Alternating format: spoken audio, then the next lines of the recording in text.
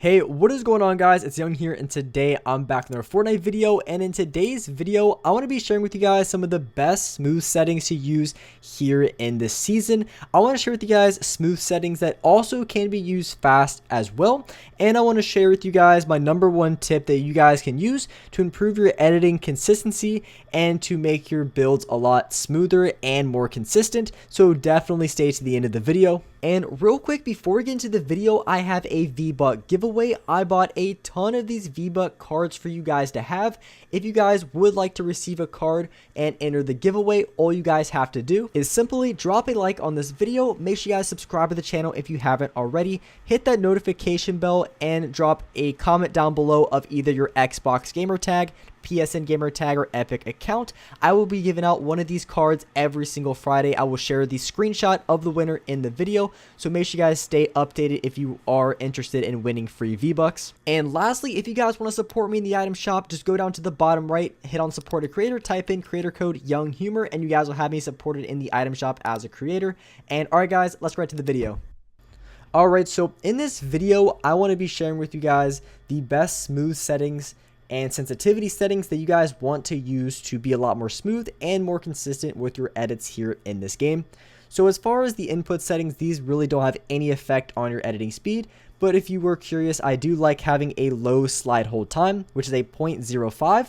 And the reason I like this, it makes the sliding mechanic feel a lot more smooth, a lot more responsive. So when I have this lower, it feels way more clicky. I don't think I accidentally slide, because if you're accidentally sliding, that means it's too low. But it feels really responsive and I like it quite a lot. Going down into my sensitivity settings, I like to have a 2.x for my build. My edit mode sensitivity is a 2.1. My horizontal and vertical speed is on a 40%. Now this sensitivity is really good. If you want to, you can lower your building and editing sensitivity 1 or 2 points. So you could be on a 1.9x and a 2.0x. That's also really great sensitivity.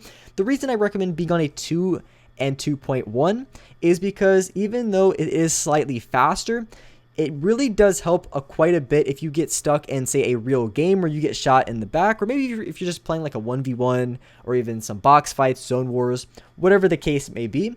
If you get shot in the back or the side unexpectedly, you're going to be fast enough to turn around on command, and that's why I like having a 2.1 and a 2x, even though you could lower your sensitivity a little bit more and get even more smoothness out of it. The only problem is if you lower it too low, you're just not going to be able to turn around fast enough to build to protect yourself if you get shot from the left, right, or even behind you unexpectedly.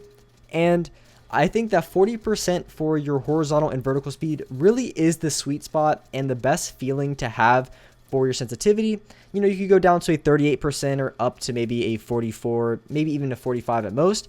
And I think that a 40% just feels the best to use overall. I feel like my flick shots are just on lock. My SMG shots, they always hit. I hit max damage every single time. So that's why I recommend a 40% for my X and Y sensitivity.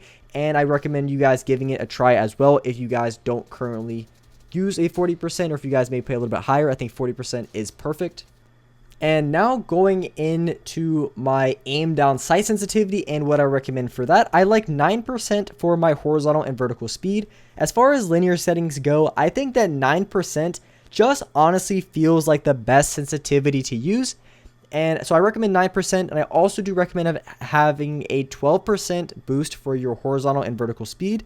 This makes it so if someone's like launch padding, or if they're just moving slightly too fast on your screen, you're able to track them because you have a boost on your sensitivity. So a 12% is really good, and a 0.25 is great to have for your boost ramp time, because that's basically the time it takes for your boost to activate, because you don't want to always be on 12%, you want to be on 9%, but it boosts up to 12% if you hold your analog stick in a single direction for long enough. Like I said, linear is the best way to go. Everything feels way better on linear than exponential. Exponential feels really clunky for building and editing. I don't really recommend it for the most part. If you only play like no builds or something, then maybe it could work the best, but I highly recommend being on linear settings. And for the bottom settings, foot controller, all these don't really matter. My Deadzones do, and they are a 10% and 9%. You want to have these as low as you can without having any sort of major crazy stick drift. So for me, 9 and 10% work the best. And so you really have to play around with your dead zones to find what works best for you. But the rule of thumb is the lower the better, as long as you're not having any stick drift that's making your character move or look in ways that you're not really trying to with your analog sticks.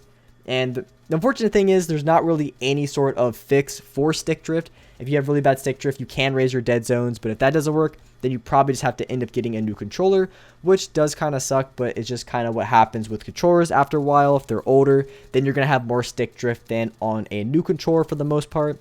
So that's why I think these sensitivity settings are really good. The 9% with the 12% boost just feels really great from close range, from long range, mid range, anything in between. I think this sensitivity settings is great, and I highly recommend giving it a try.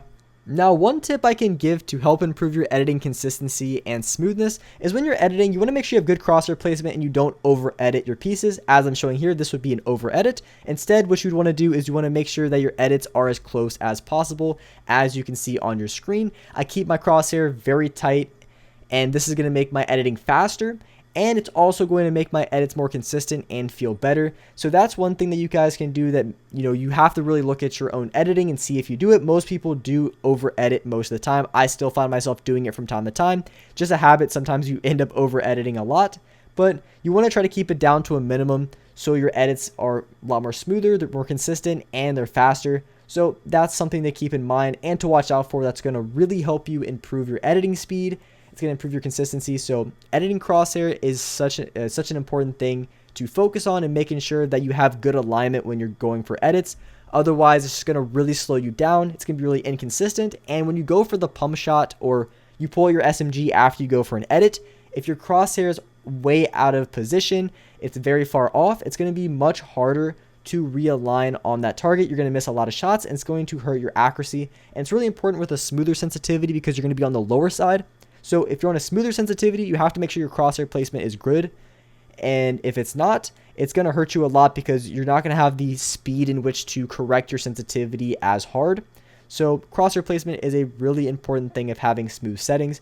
But with that being said, I really appreciate all you guys watching the video. If you guys could drop a like on this video, make sure you guys hit that subscribe button if you guys haven't already. Hit the notification bell so you guys can get notified for every single time I upload a new video. And if you guys aren't currently yet, make sure you guys use supporter creator code Young Humor in the item shop. But with that being said, I appreciate all you guys watching the video. And alright guys, I will see you next video.